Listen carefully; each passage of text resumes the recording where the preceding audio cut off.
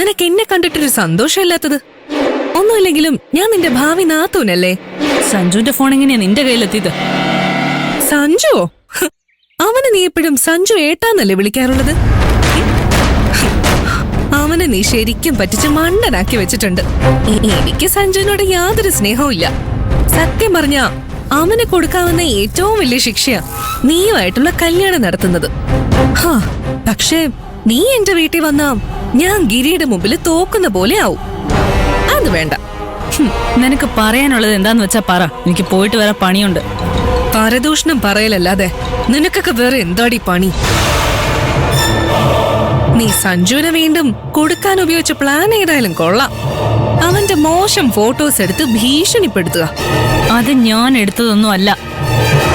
ഈ കഥ സഞ്ജു വേണമെങ്കിൽ വിശ്വസിക്കും, ഞാനും അച്ഛനും വിശ്വസിക്കില്ല.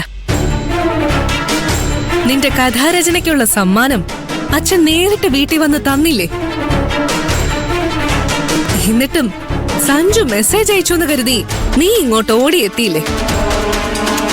അതായത് എത്ര തല്ല് കിട്ടിയാലും നീ പഠിക്കില്ല. അവന്റെ പുറകെ ഓടാൻ തന്നെയാണ് നിന്റെ തീരുമാനം. അതെ, എന്റെ ഉദ്ദേശം അവന്റെ പുറകെ പോകാൻ തന്നെയാ. നീ എന്ത് ചെയ്യും? നിന്റെ അച്ഛന്റെ മുന്നിൽ ഞാൻ പേടിച്ചതുപോലെ അഭിനയിച്ചതേ വേറൊന്നും കൊണ്ടല്ല. അദ്ദേഹത്തിന് ഞാൻ ബഹുമാനിക്കുന്നില്ല എന്ന് തോന്നരുത്.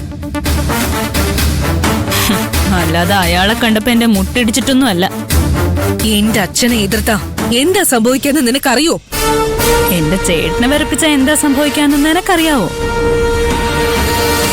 അറിയില്ലെങ്കിൽ പോയി നിന്റെ തന്തയോട് ചോദിക്ക്.